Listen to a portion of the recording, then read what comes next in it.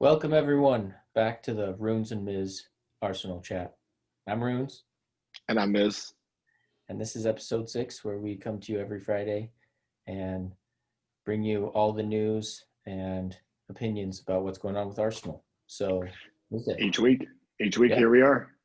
And on this week's agenda, we got the Liverpool games. We had two in a matter of 3 days, Monday and Thursday. And we talk about briefly about those games. And then we'll go into the transfer market. We got a couple days left in the window.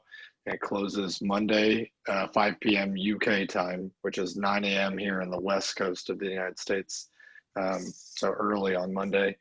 And then we'll look at next topic we're going to discuss is the self-sustaining model that Arsenal has for how we do business.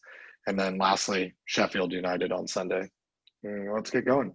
so yeah. So what'd you think of the two interesting games from this week?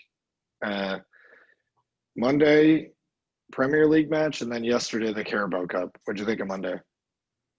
Monday was, well, we had talked about it first of all last week. We knew we were playing we're playing Liverpool twice in a row in the same week. Hardly anyone ever has to do that. Liverpool. We seem to get this scenario quite often though with teams. Like I recall this like happening many times in the Wenger era, where you get Man United in the cup and Man United in the league the same week. Well, it always seems to turn out that way for us. Yeah, and it's always usually in the past it's been like disrupting whatever momentum. So we might beat them in the league, and then we lose to them in the cup, and it's like, well, we're out of a trophy, but now we haven't even moved up one place in the table. Like what was the point of that? Whereas, just luck of the draw. Yeah, but we talked about this time last time how it would be better to lose to them in the league because you do a lot of certain amount of point. You're playing the top six and you're hoping for some amount of points, but you're going to drop points against the top six. So that's of course that's allotted. We already have 2 wins, so take the L there, but stay in the cup. And we had like an inkling that might happen, and that's what happened. We lost in the league, which will take that loss because you lose to the champions. You can't be too mad about that. Like that's a very good Liverpool side. Jurgen Klopp's been building that team for years now, and when they're on, they're a good side, and they're still going to contend. They move the ball well. They're fast, and they're arguably the best team in Europe. They were. Now you would say Bayern Munich is. But only because Bayern Munich is on such a tear. But Liverpool was on that tear last year, and they haven't stepped back. They won the league, Yeah. So they won Champions League at their greatest in recent history. Yeah, we're playing them 3 times now, and how actually 4. If you go back to when we played them in the league, then we played them in the FA Cup, Community Shield. Yeah. We've gotten 3 out of 4 wins now. That's 3 out of 4 wins against them is pretty impressive in the last 4 games. Seriously, because they haven't lost very. They haven't lost very. Yeah, they haven't lost very much, and we beat them 3 times out of 4 games. That's pretty. Straight up beat them. Beat them. Yeah. Crazy circumstances. We were never the best team, and I don't think anyone, including Arteta, clearly is saying like, they're miles ahead of us. They have so much quality. They have consistency. That's what we're looking for. That's what we're looking to emulate. But there's a gulf in class because they do have more possession. They look more comfortable on the ball. They have more chances.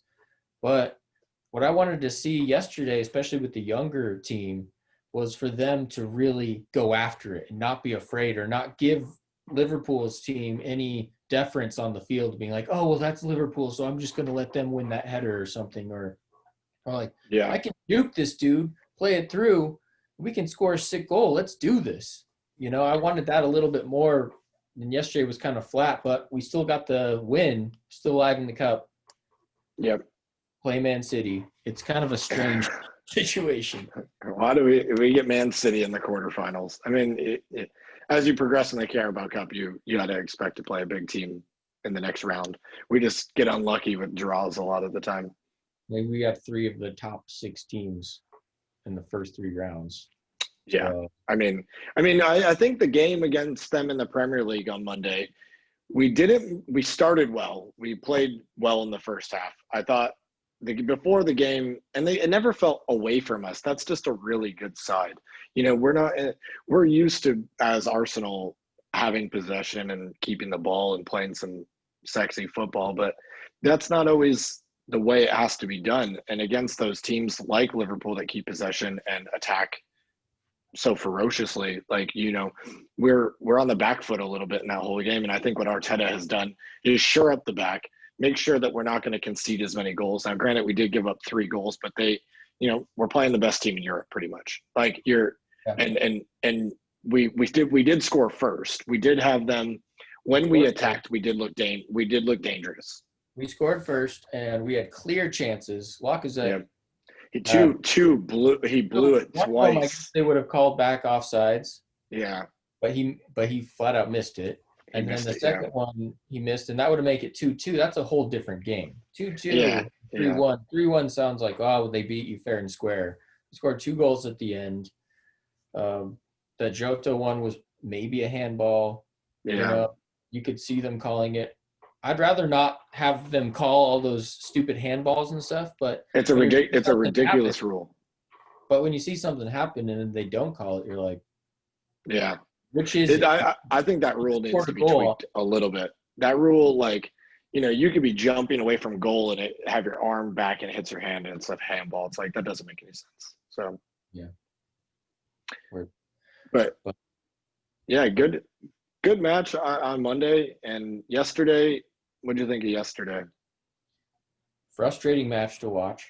Yeah.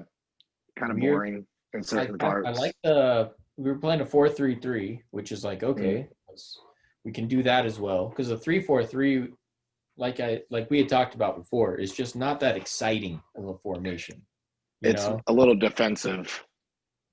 Yeah. Understandably, like you were saying, we play against a team, we have to be defensively compact first and foremost, or else they're going to just score like 6 or 7, which they had done in the past. 5-1s, the just outright smackings, is because if you have a terrible defense, then it'll be too easy for them. Players like Salah and Mane, who are so smart, even against the best of defenses, if you're weak or you're looking around, oh, I don't know where I should be, they're going to be like, we're going to eat these motherfuckers for breakfast. And they did. But now we're better than that. So, but even today or yesterday, we played 4-3-3. Like, okay, let's see how that works. Yeah. I don't know. You just see the lack of creativity. Xhaka is the lone midfielder. He's become happy with just not making mistakes, which is much better than the Xhaka who makes mistakes. But I'm not going to make a mistake. I'm not going to make a mistake every time he gets the ball, and it's good. He doesn't make mistakes, but we need a creative midfielder who gets it and then puts them on their back foot because he's seeing things and initiating the play, Yeah. He's like not anywhere on the field. Yeah. He's not creating. He's just not messing up. He's making sure that it just stays together in the middle. We don't have a lot of we're dying for a center attacking midfielder. Like we really need it. Like yesterday. Yeah, like the Partey Awar, choice. If it has to be one or the other, it makes that a game like that makes me think it has to be Awar. Awar, yeah. We like Partey. We could definitely use a crafty, tall, good holding midfielder or defensive midfielder, not necessarily holding midfield. Bless you. Thank you. Excuse me. Like Jacques is a holding midfield. I mean, he's like, I'm posted up in the defensive quadrant and I'm just looking for things to, sort out and just link up passes and try to break up play, but very limited. And Partey would hopefully be just a defensive center mid, meaning he's just roaming around the back and not really attacking much, but he still sees himself as starting the offense if possible. Yeah, we can get into that in transfers for sure. We definitely need one of them. I'd say Awar. We need him. Yeah. And it seems that all the signs point to he's coming, or that he wants to. Yeah. And It's just a matter we'll of, see if they get it over the line. it seems like we wait till deadline day regardless. It's like when they For the wrap big for the Aubameyang, big one, yeah. like a month. You know what I Yeah. mean? Like, It's like they're why? like getting all their like plans in place to like announce it, and like they're just so slow about it. But I mean, So yeah, cheap. it's so cheap. Yeah, I mean, I think there's some good takeaway. Even though the game yesterday wasn't great, and we did win on penalties, Bird Leno had a great game. I mean, No. proving that he's solid. Like he's a really good goalkeeper. We have a Ter Stegen now, which is We do. awesome, dude, Yeah. because to have like to have a goalkeeper who's that good is like having another center forward, really, because You'd put him up there in the top goalkeepers in the Premier League and in the world at the moment. definitely. And I thought of him that way last year. As soon as we got him, he's been playing to that level. Very rarely Yes. makes a mistake. Makes Yes. multiple saves every game. Keeps us in games. Pretty good Definitely on the ball. in the Pretty good game. on the ball. Like Yeah. he's like you're not worried when he has the ball at his feet. Like No. even under pressure, Yeah. he's like comfortable with like a little chip over like that other center defender, and like he'll make it happen. He's fun to watch for sure. Totally. We're super lucky to have him. Yep. Him and Aubameyang saved us. It's been said by others. It's just flat out true. Last year, they were the only two consistently good players throughout the whole Mm-hmm. season until Yep. Bud got injured. But they were the only players that showed up every single game. At one point we were talking about at some points last season, clear out everyone except those two. On our more angry days or like when we played like shit. And it's just you want to see more ballers on the team. You know what I mean? Like more, like we want a sick left back and a sick right back and a sick center mid and a sick defensive center mid and a sick forward and wingers that are awesome. Like every position is a chance to really excel. And you're seeing different lineups and you just want to see people fulfill that. I think we're getting there a little bit. We got a pretty robust squad now. I'd say that at least he's invigorated the players that like were fringe players. Even like El Neni, he missed a penalty yesterday, but it's a penalty, and that happens. Players do. You can. It's a hit or miss on that. And that's not something you could really chastise him over. No, and I think he played fine. Yeah, he's been playing well, and he's gotten like all the players on board to be playing well, and the ones that aren't on board haven't been featuring.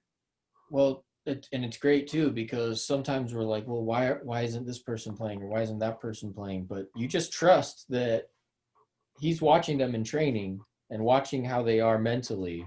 Mm-hmm. He's not going to pick a player that isn't the best player, No.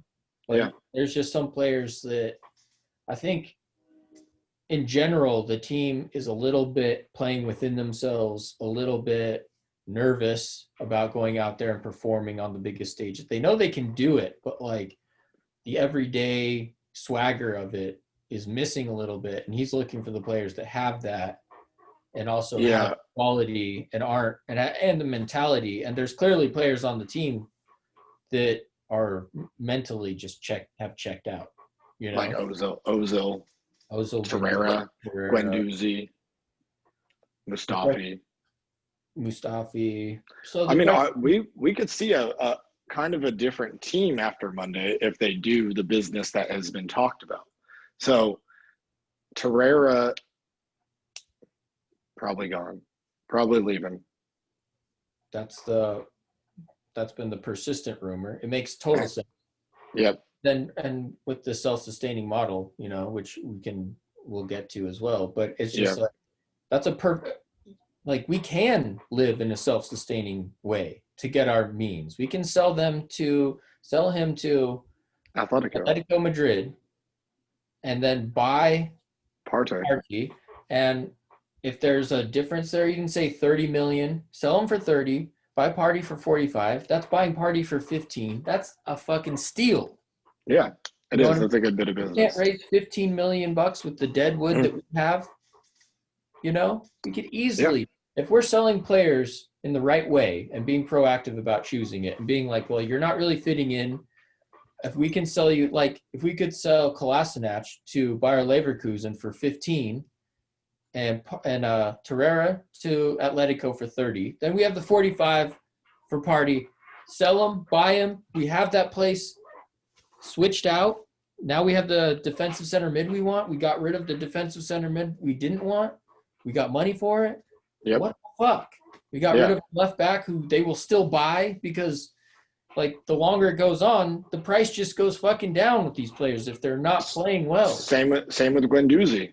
Like, he's not playing. Like, what's his price look like right now? He's a 50 millionaire going to Barca. So sell it then. Suss up the, Yeah. Because he certainly doesn't look part of the plans.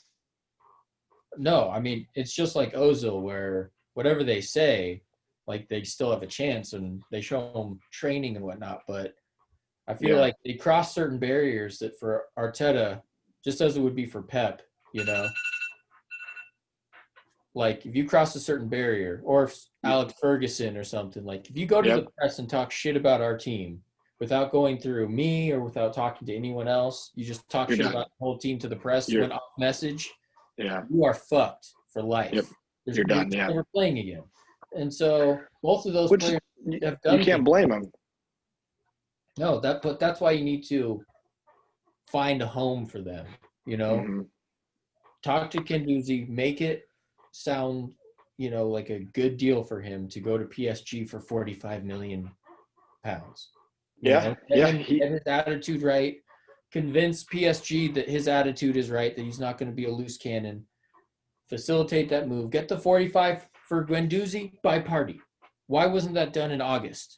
Because you can. Now it's gone later, and you're like, oh, no one wants him. Now he's terrible. Now he's this. Now he's that. Like, you let it fester, and now it's gone. The Party thing could have been done, and we could have been moving players to fund Aouar and make it a clean transfer window. Self-sustained. We got Party and Aouar. We got Willian. We have Gabriel. You know what I mean? Like, solid fucking window.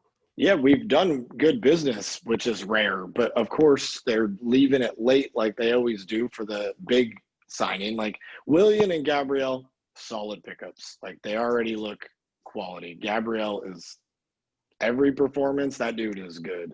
Seriously, he was the Virgil van Dijk that we wanted. We thought it might be Saliba. I forgot that Saliba's only 19. Yeah, I even saw a story this morning before we got on. I was checking everything. He might go out on loan or something. Right, I heard that too, and I was thinking, like, well, we were expecting this dude to be Virgil van Dijk. We needed him. But then I realized, like, we bought him when he was 17. Yeah, he's young. He's a young guy. He maybe needs to play. He should play in the Premier League on loan. Like, go to West Ham or go somewhere that you're going to get a ton of playing time and develop in tough games. And I don't think it would hurt him at all. I heard that Rennes wants him on loan for a season. They're first place in Liga right now. Playing Champions League. I think they're in the same group as Chelsea, but they're in the Champions League. That's great experience for him. That's a really great high level to be tested at. And then if he really shines there, then, like, bring him back. Mm-hmm. Those two in the middle might be the Ramos and Varane of the future. Well, all of a sudden we have we'll stay on transfers still, but, like, all of a sudden our defense with Gabriel, Luis, Rob Holding's playing really well. I mean, I think I like Rob Holding with Gabriel in the middle in there. I mean, they seem to be comfortable together. They look sturdy. They're both big guys. Like, and then you got David Luiz to fill in there as well. Like, Shout out to UNLV when speaking about Rob Holding. Yeah, I don't think they're dating anymore for paid. No, I follow. Yeah, those of you that don't know, if anyone watch, like, Rob Holding dating a UNLV player, Paige, and think They she's like in London or something. But now she's in London. I don't think they're together anymore. But that was a funny connection. He was like at the Rebels game and stuff, right? You know that Rob Holding was in the club at some point. Yeah. Just fucking bottle service, Yep. pissed as fuck. Got glass hater blockers on, but no one knows who it is, so it doesn't even matter. Hair just slicked back with like the slight balding, just looking that slick. That's funny. You know, I don't think most people know that. Like you and I grew up in Las Vegas, and I worked in some service industry, and this, in general, the amount of pro footballers that go to Las Vegas in the summertime and in the off time is astounding. They're all there. They're all like, I've met a number of them. I mean, I met Dwight York, Bobby Zamora, Shamak, Rooney. Like, Dude, I and mean, Didn't Shamak just have that hair just, lick to the side in the club with like yeah. a Scarface suit on, just Yep. smoking a I cigarette? mean, they were always there. Frank Lampard. I mean, all those guys are like, they go to Vegas to party when they have a break, And because no one recognizes them, no so one knows them. Yeah, they own the club because they can they go and do. Yeah, spend $100,000. That's what, less than a week's wages. yeah. They're like, oh, I'm One just going. weekend with your boys at the end of the season in Vegas. Mm-hmm. You know what I Yep. mean? 100K at the club, Yeah, owning it. No one knows who it is. You know what I yeah. mean? They just So, look like some rich dude that's just partying. They're all fit. Rooney just chain smoking in excess the one night that I saw him, just wasted, smoking so many cigarettes. And like, yeah, you believe? I mean, I mean, I'm serious. Like he was sitting there just at the table, just one after another. I mean, It's however you known that want he to did it. party, you want to party. They definitely deserve it. You know what I mean? Yeah, It and doesn't you know, make them when we a play, terrible person. You know? yeah, and when we played, you know, you could party on a Friday and still play okay on Sunday. Like your metabolism's so fast at that point. Like dude, they Yeah. break down alcohol like crazy. You could easily pull an all-nighter and just on the rush of the last bit of that 5 a.m, partying, just take that into the game and Totally, play until you absolutely collapse. totally. Well, I don't think they're dating anymore, but he maybe that's good. He's been playing really well lately. I think his Sure. game has got shirt up. Almost had that goal, had that header, great save Yeah, from Adrian, but like, oh, it's like score that, Rob Holding. You know what I mean? Like rip that header, you can do it.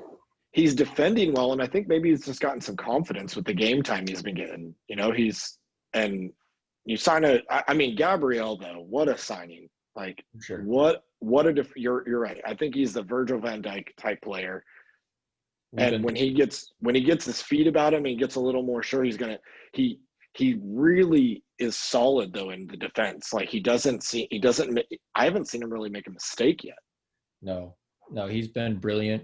And, it speaks to, like, he passes the ball. His distribution is great.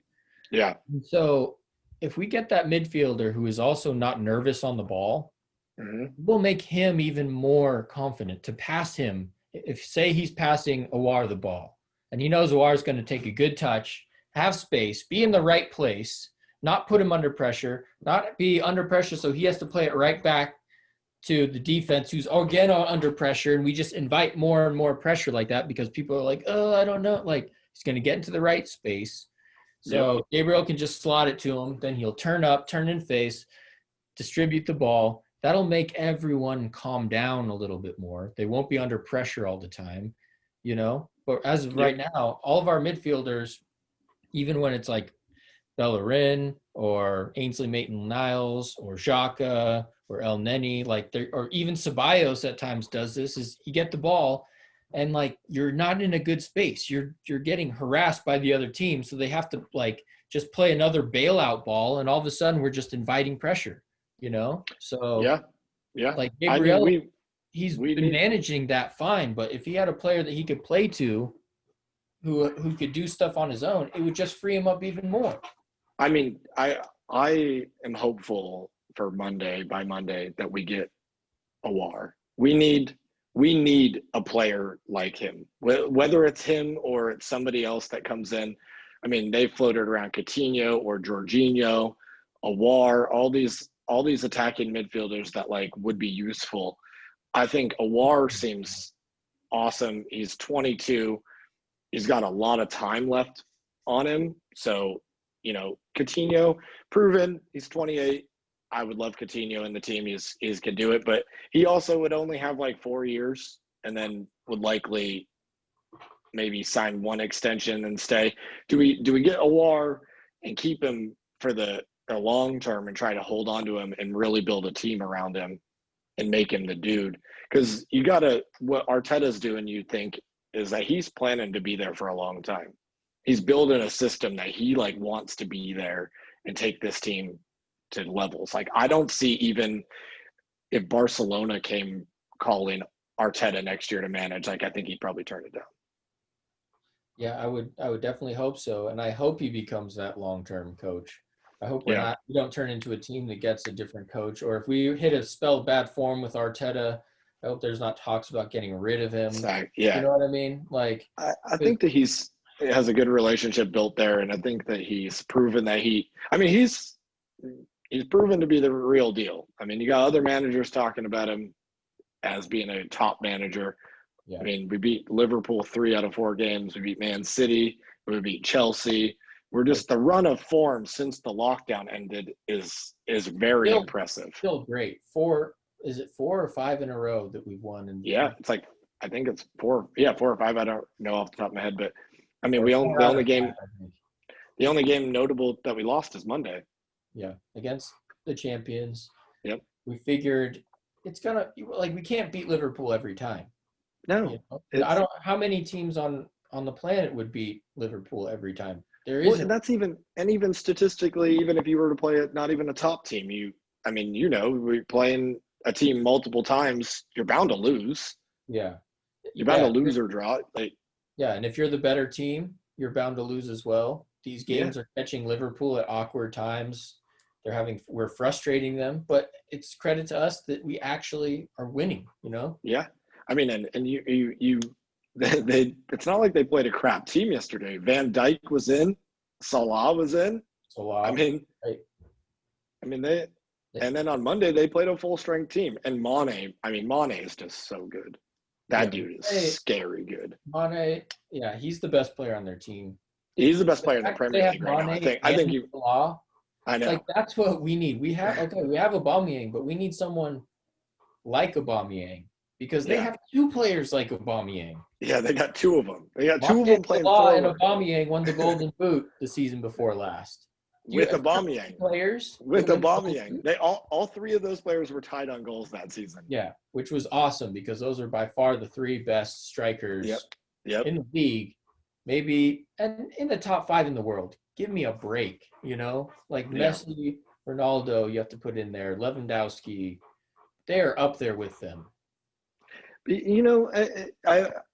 Ronaldo really proved him. Ronaldo and Messi, fantastic. Obviously, 2 of the greatest players of our generation and of all time. They're incredible. And Ronaldo really tested himself. I wish that Messi would have gone to the Premier League at some point to really give himself a real test. It's he runs around these teams in Spain that might not even make it into League One in England. He's just. Some of them might struggle in the Championship as well. You put the La Liga teams in the Premier League and they're getting buried. Sheffield, we have Sheffield United on Sunday. They've lost their opening 3 games, and that's shocking because they're a good team. We might struggle on Sunday. That's not going to be an easy game. No. And you put for a difficult game. They should have won or gotten more from. They have 3 losses, but they didn't really deserve that. Yeah, and you put last year they came in and got what? Where'd they end up? 10th or top something? 10? Yeah, somewhere around there. Or ahead of us, they were ahead of us for a long time last season. Yeah, so I just wish that those players would have tested themselves. Ronaldo's done it. Ronaldo went from, he's won it in Portugal, he won it in England, he won it in Spain, he's won it in Italy. You can't, undeniably an incredible football player. He wanted to go to Man City, right? Yeah. Yeah. And that was probably going to happen, but they couldn't pay the $700 million. They would have had to the clause. And The Messi seems to be 700 like, million. oh, well, fuck it. I'm still going to ball because I'll ball every time I play, whether it's a practice, whether it's a five-a-side. He just whether does it because he likes it. Yeah. And he's not going to go in there and be like, I don't care. I don't want it. He's like, I'm still going to score goals. And he's been playing well for Barcelona. Yeah. But, I mean, yeah, totally would have been awesome to see him in the EPL. I mean, overall, I think our window has been pretty successful. We have a couple of days to really make it right and really come out looking good. I hope that they do what they need to do to make sure that we're firing on all cylinders in the season. Because right now, this team that we have that we're building, top 4 contenders. In my opinion, top 4 contender this season, we should be able to do it. I agree with you. That's the potential of this team. Yeah. We need something to unlock it. We need one more piece to the puzzle to give everyone more confidence, to raise the level, to get these players like Pepe and Saka, who is still so young, we have to remember. But I still want more from him. I want more from Willock. I want Nketiah to – he's been doing great. He's scoring goals. And we're winning games. But I want him to score more goals, like actively. And they're still young, and you have to be patient, and you have to remember that. It's really tough. It's really, really tough. But I think if one person kind of changed the flow of the game in the midfield, that we need that creative center mid to just unlock it. And at this point, top 4 easily. Top 4. Yeah. Top 4 for sure. I mean, and Awar, I think it's got to be him. He looks like an Arsenal player. Like, he has that, like, we seem to buy these, like, attractive people always. Like, they're always a group of pretty good-looking men, like, you know, like, and they kind of fit. Yeah. Just like clean lineup. Mm-hmm. Got the Adidas that's why Arteta probably doesn't like Guendouzi. Yeah, he's like, that hair is fucking diabolical. You know, Guendouzi like never fucking washes it. He just has sweat and salt build up in there. It's basically dreadlocks, you know. Just that acne all over his face that he's usually rocking. And just talking shit to people. Like, hey, Guendouzi, it's time to stretch. No, fuck you, man. He seems like, I don't know.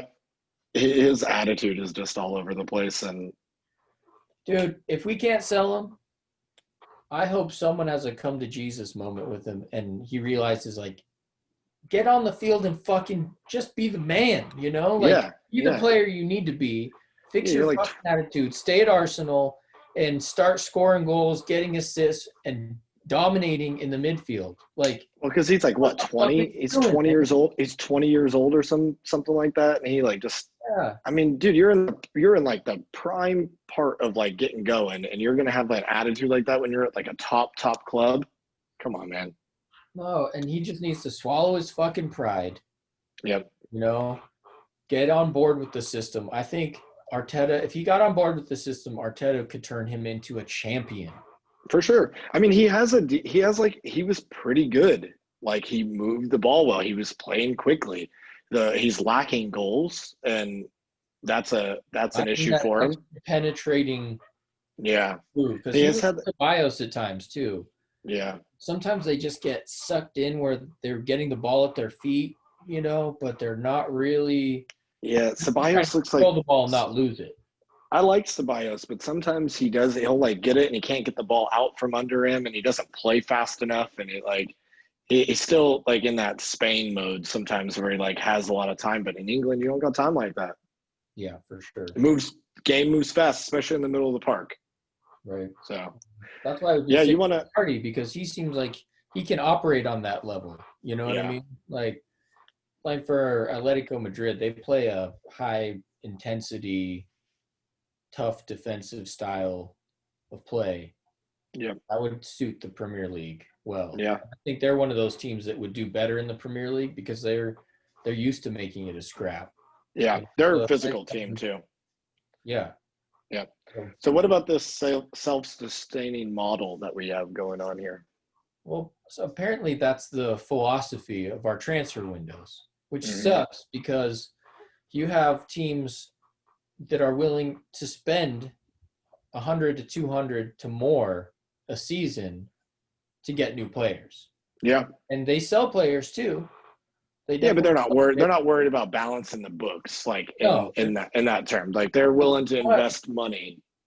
But it's true. But they invest money and they get money back, and they end up paying for what they get and doing deals early. Like you look at Chelsea, they do deals early. They pay what the teams ask. They pay it quick. They get players. They've sold a lot of players.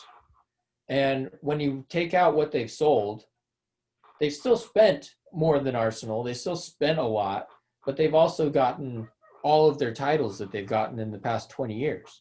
Yeah. So the investment paid off if you want a team to win, yes. Arsenal doesn't see the investment as getting us to win a championship. That's why we have this for our transfers. It's self-sustaining, meaning like, oh, we're not trying to win that title by financing a title. You guys have to do it yourself, and good luck, and we're not going to give you any money. So if you want to sell players to finance your moves, which no other real big team does that. They actually finance trophies, and we don't do that. Cronkies are never going to do that, and it really sucks. It does. It's a crap model. I mean, in general, like you look at what you're saying, like Man City spent a ton of money this summer, and Chelsea spent a lot of money, and Man United could probably do it, but I just don't think Jadon Sancho really wants to go there, and like can't blame him. 100 mil. They're willing to spend 100 mil to buy this player. Imagine if we had 100 mil, we could get Partey and Aouar at the prices asked.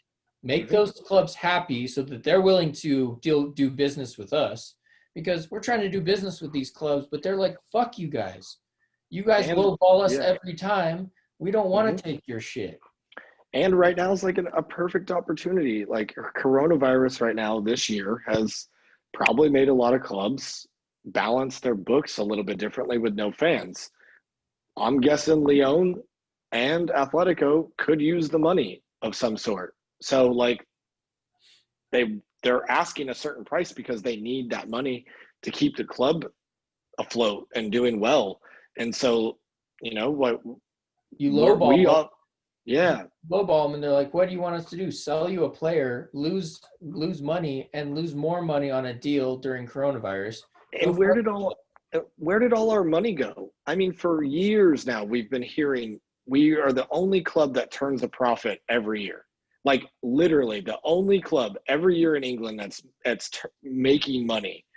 And that's because of since 2006 when the Emirates opened, that stadium's been paid off since 2011. And it was done. They financed the area. They kept saying, oh, we have all this money to spend. Remember that one year they were talking about $250 million that we had to spend, and we spent 40? Yeah. It was where did the money go? Yeah. Well, it went out. It went to the Cronkies. They're not, like I said, they're not financing. They're not putting money in towards titles. And the fact that we've been able to hang around and keep European football and keep winning trophies is only giving the Cronkies more reason to be like, okay, now we're really not going to spend, because somehow you guys keep pulling a rabbit out of a hat, and we're trying to say we could be winning the whole thing. We could be winning titles. We're just giving it away by not even trying. And it's, I mean, how many good players have we lost or didn't have a team that won titles because of this system? So, and this is what my main point about the self-sustaining model and why it's even more frustrating. It sucks already that they're not investing, but even so, when you look at it, if you have a self-sustaining model, then by that very nature, anyone who's 18 months out comes in for a contract talk, and you renegotiate. You either re-sign then, or you're gone, or you say, okay, we're going to sell you. Let's find a team that works for you. Let's do this deal now. Yep. But we're moving on. You know what I mean? Yeah, because they're letting players leave for free and stuff, like Aaron Ramsey and players still in prime times So of their careers. Like you're Aaron, letting them leave Aaron for free or Ramsey, cheap. Aaron Ramsey, Yep. unbelievable. Went to Juventus, who was paying top dollar for players. They spent a lot of money on players. They He's making do spend a lot of money. £400,000 a week there. Right. You have Alexis Sanchez. At one time, top 3 players in the Premier League. You know, he was brilliant. You can't underestimate. He alone, he was the our Aubameyang before Aubameyang, who literally kept us even in the mention of big teams and in the mention of relevancy because we were garbage. But he was won us. great. He won us the FA Cup that year. Right. Like, scored a brilliant goal in the game, in the final. I mean, Van Persie.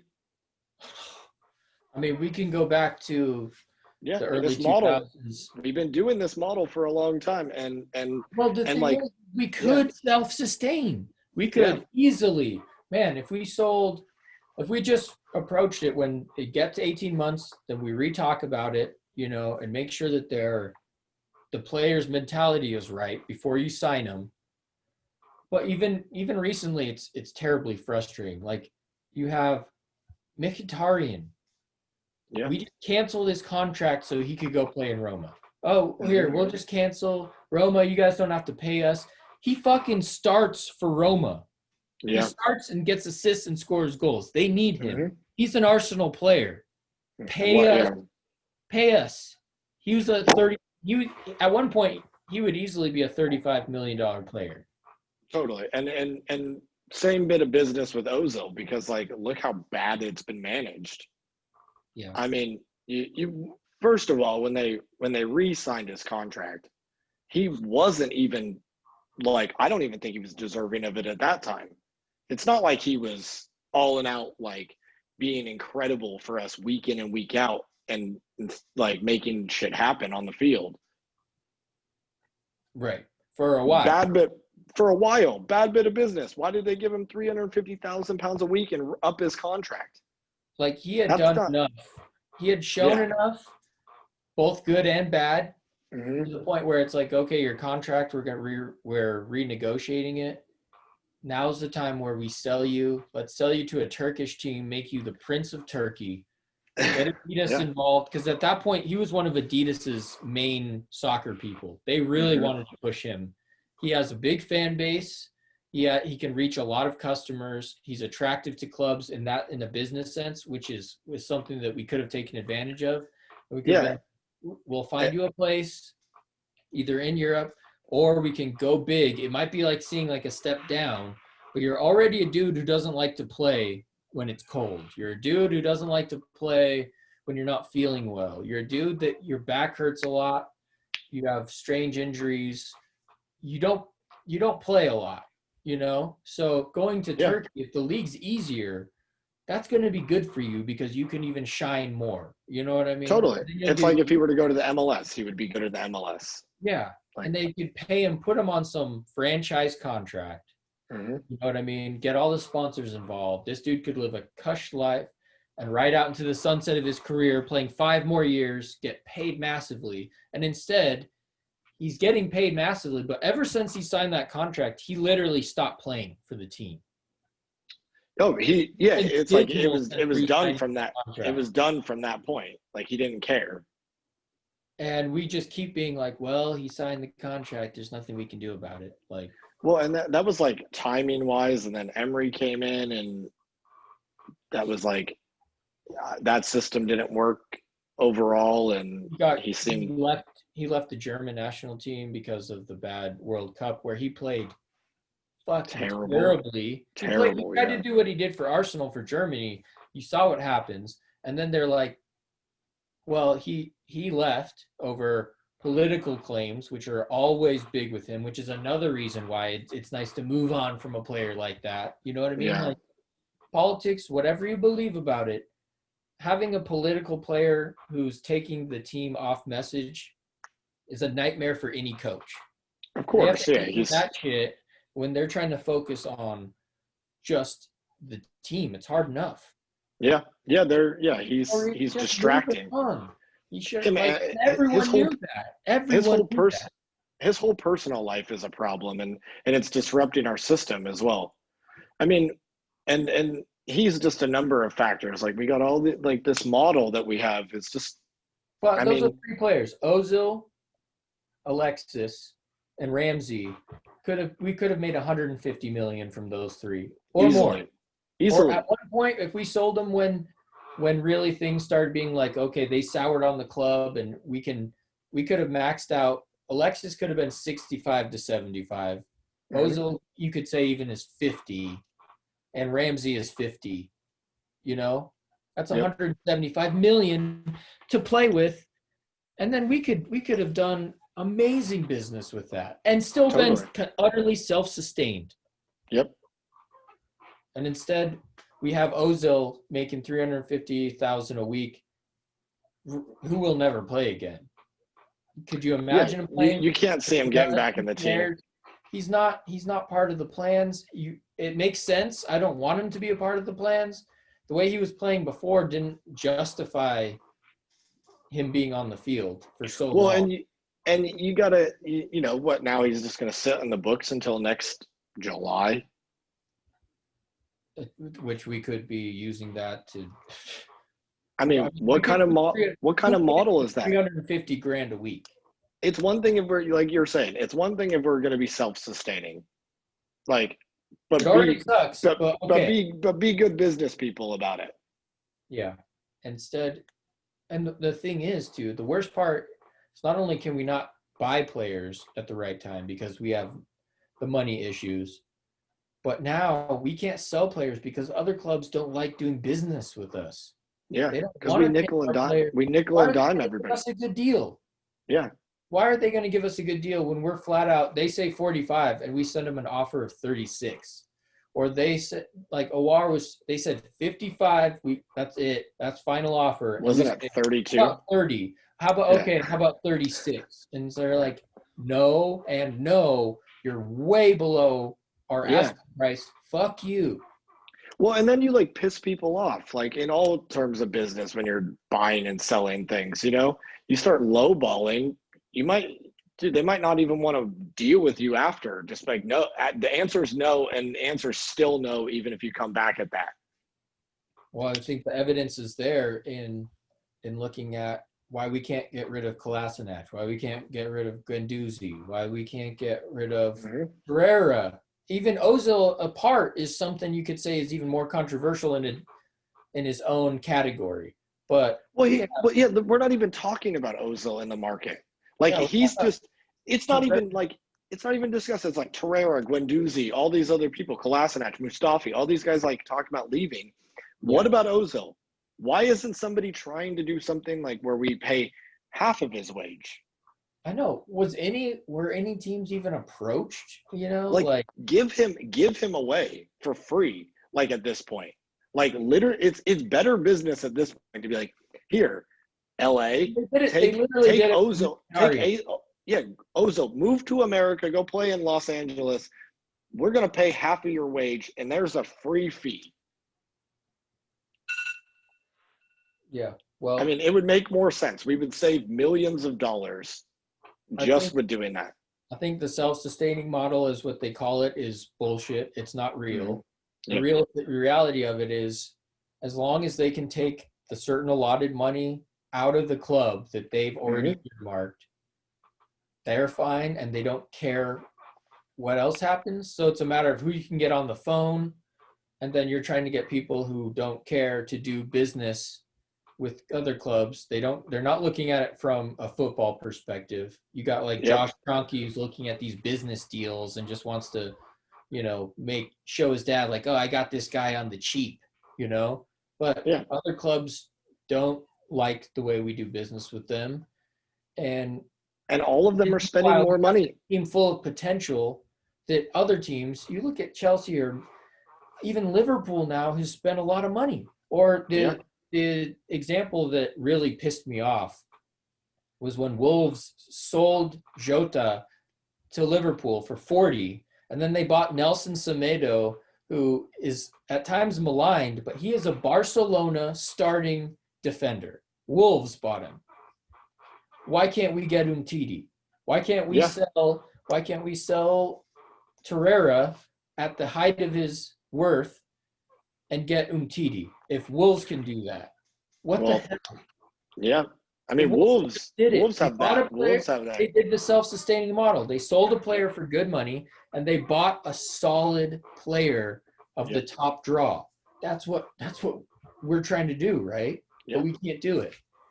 It's And we're not the only ones that feel this way. I mean, like AFTV talks about this stuff all the time, and you know, this model is not working for smart business on how we need to be doing things. I mean, they're injecting no money. Like Abramovich doesn't care. He just literally doesn't care and spends whatever it needs to do to make the team titles for be him are successful. just like bottle service at the club. Yeah, You know, it's like he's going to get a title at some point. if he gets like a Magnum Moet, he pours that into the Champions League trophy and drinks. Yeah. You know what I mean? He And like that's why he does it. And he has money. and Okay, I'm gonna buy Kai Havertz for 79 million during Corona's time. yeah. You know what I mean? Fucking unbelievable. Yeah. I mean, they spent a lot of money this summer. I mean, I hope we smash Chelsea.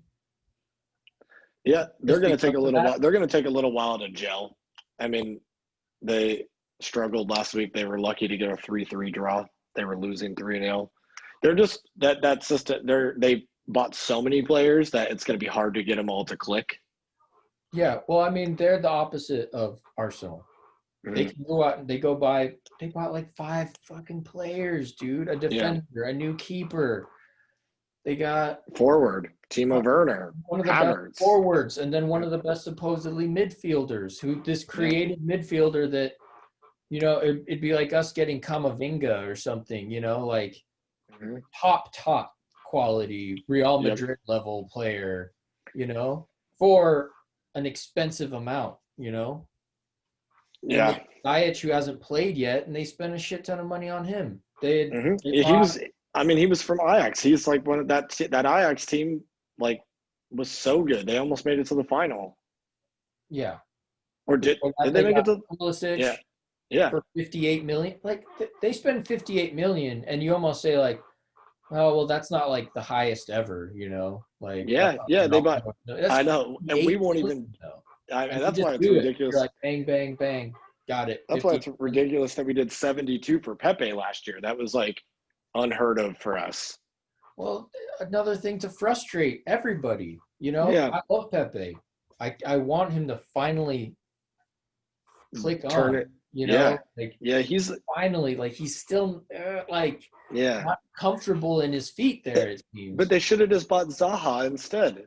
He wanted to go to Arsenal. He balls in the Premier League. And, he already know, like. Yeah, and Emery wanted him. Emery didn't want Pepe. That already starts off on the wrong foot. And they wanted 80, so what did we do? We spent 72 for a guy we didn't want. Yeah, it makes no sense. Pepe. I love Pepe. I'm glad he came. But from a business standpoint of this sustainable model, we just spent, what's £8 million?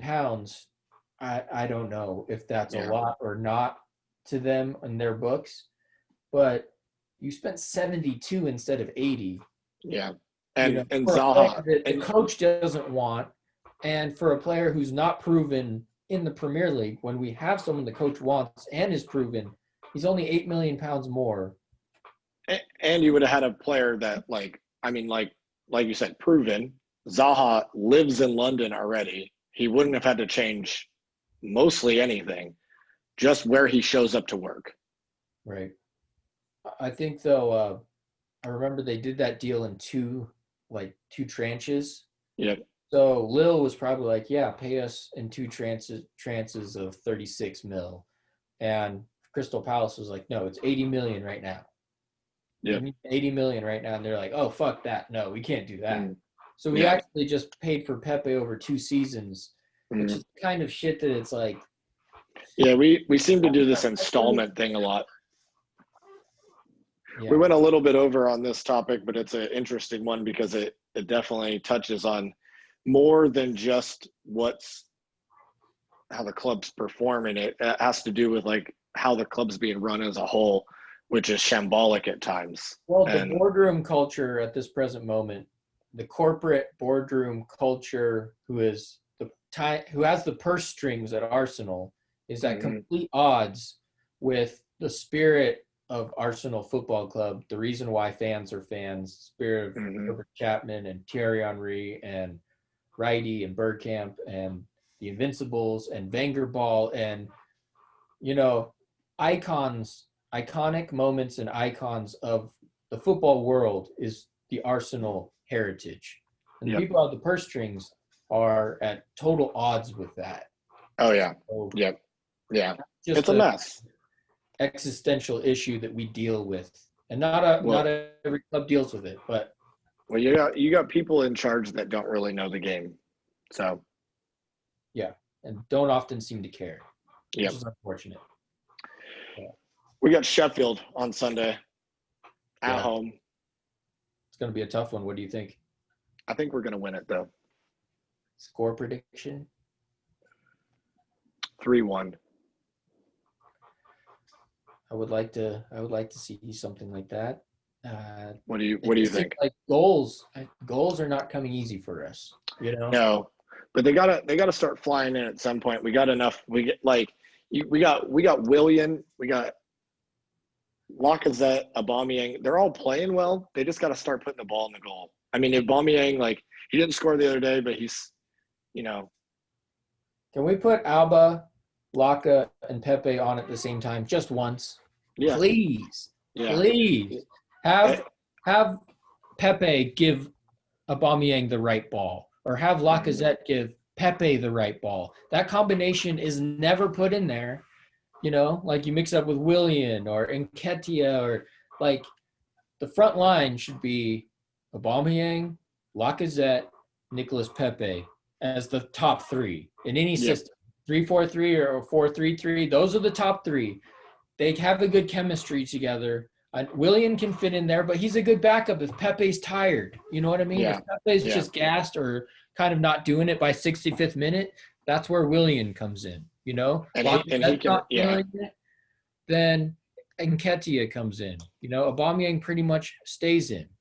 But then if you need someone else, then there's Reese and Saka and, or if you're playing a 4-3-3, then you can play Saka and Pepe at the same time. And so that game could go anyway. To be used. That game could be tricky on Sunday. They're good. They defend well. If they pull a West Ham, park the bus, and put us under pressure, we could finally just give in mentally. Yeah. Bound to happen where you're just if we don't have any offense that's really letting our defense rest, I think mentally the whole team is they're going to gas out sooner or later the way they're playing. Yeah, I mean, we've had a lot of games lately. And so after Sheffield, we have the international break for 2 weeks. So you want to go out on a high on Sunday, and hopefully they can do that, because it's going to be a tough match. Sheffield's lost their first 3 openers, so they're going to be gunning for a result of some sort because they need something. Yeah, psychologically, they know about this sophomore slump. They don't want to be fighting for promotion again. No. They had a taste of what the good life is in the Premier League. The club is be desperate to turn things around. They all made more money. Yeah, but we need to put them to the sword. Yeah. With quick offense. A team like Sheffield, if you go up 2-0 against them, you're not safe. Then but you have to try to find a way to break them down. Hopefully we can. What do you think's going to happen? I'll be super optimistic and say 3-1 as well. I don't think it's going to happen, honestly. I think 1 or 2 things. 1-0 maybe. Yeah, I think either it's going to be a grind like West Ham, or it's going to be a skate like Fulham. West Ham was a grind. If we play good enough, we can skate on them the way we do against Fulham. But we're going to have to be playing great. If not, it's going to be a grind, and we could easily lose. I mean, they will have a little boost from yesterday. You know, beating Liverpool in the cup in penalties is always a nice way to win a game if Yeah. it's a nail biter. Yeah, when we missed when El Neni missed, I was like, oh god, here we go. Yeah. The dude on Liverpool who missed, I can't remember his name, but Yeah, in the game, he was one of their only players to get a yellow card. Because we can talk about the ref, we don't really need to, but we got the calls were strange. Like yeah, he was the only player to get a yellow card, and I was like, okay, this guy's kind of the only player on their team who's a little bit off. So when he went to hmm take that PK, I was like, I have a feeling yeah. he'll miss, It's gonna miss. Yeah, yeah. and he did. And Leno got it. Leno, brilliant. We have a Ter Stegen in goal. That is amazing. That's I amazing. mean, he's playing for Germany a lot of the time. Like he's getting called up, you know, and If you they wanted to got buy Ter Neuer. Stegen, if you wanted to buy Ter Stegen straight out, how much would it cost? Kepa was Chelsea paid 80 for fucking Kepa. Yeah, and he's 80 for a garbage. goalie, dude. Yeah, I mean Ter Stegen or Neuer, they got to be over 100. Yeah, and we have a Ter Stegen. So Yeah, and we got him pretty cheap the other like a couple seasons. Like Leno wasn't very much money. I was surprised. Yeah, That was a great bit of business. I don't know what regime did that. yeah. Obviously, I mean, we're changing so many things in our scouting structure and who picks players and all this. It changes every year. Well, didn't they get rid of a lot of the scouts? All of them. All of them. Yeah. All of them. Which I don't understand. Like we had a ton of like really good scouts like around the world.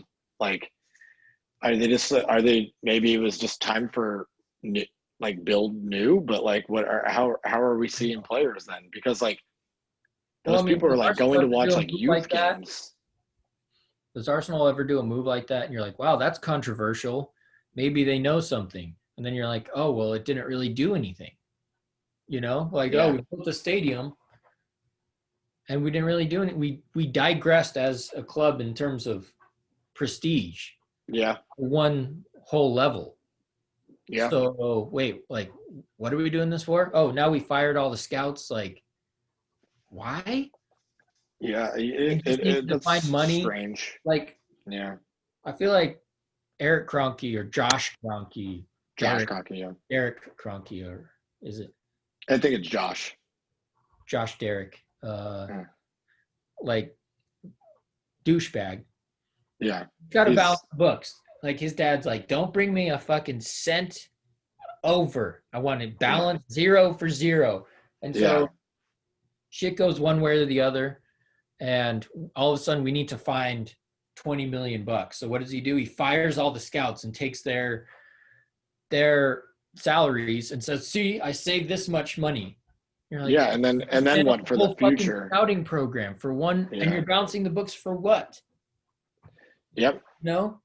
Yeah, it's a weird thing that they did. I don't understand. And also because we've always been the club that like brought in like some really talented kids and that dude discovered kids.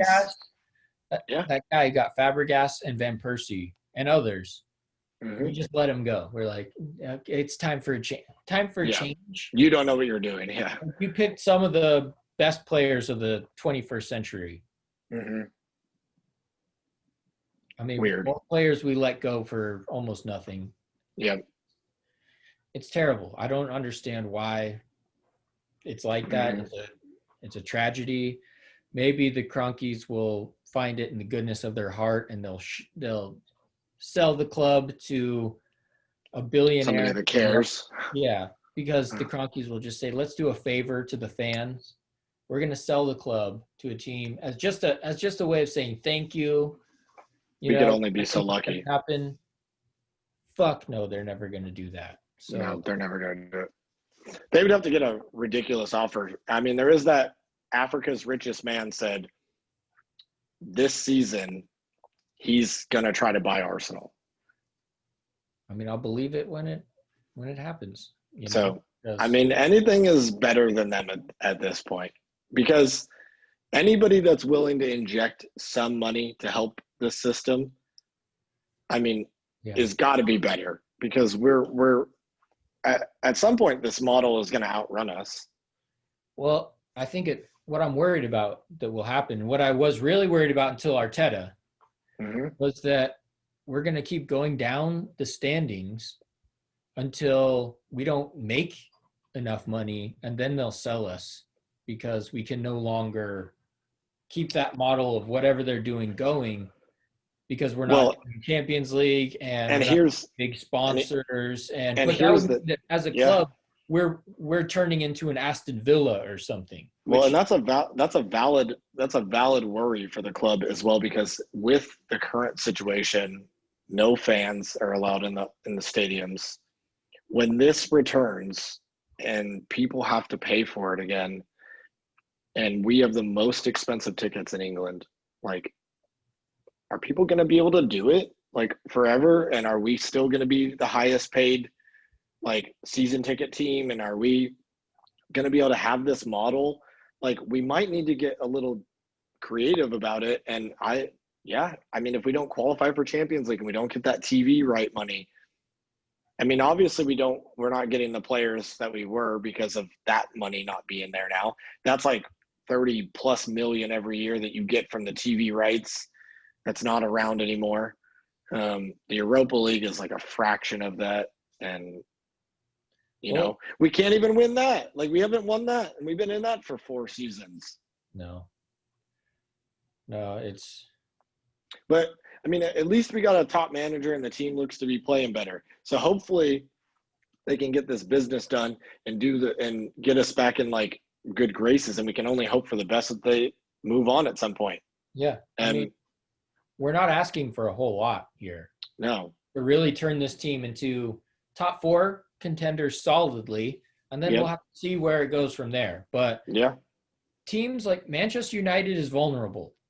Chelsea, I feel like, is vulnerable. They just spend so much, and if they don't click on, like, they were diabolical last week. They looked terrible. Yeah. They're beatable. We look at that team like Arsenal can beat that team. I don't care. Put Havertz, put Werner. We'll have to be good, and they can beat us, but we can also beat that team. Not afraid. They'll struggle to get in top 4. I think that we have an easier path to the top 4 than Chelsea. And, you know, you got Villa above us right now. They've only played 2 games, but you have to probably account that they're not going to be in that mix. I mean, they got some good players, but they'll be top 10.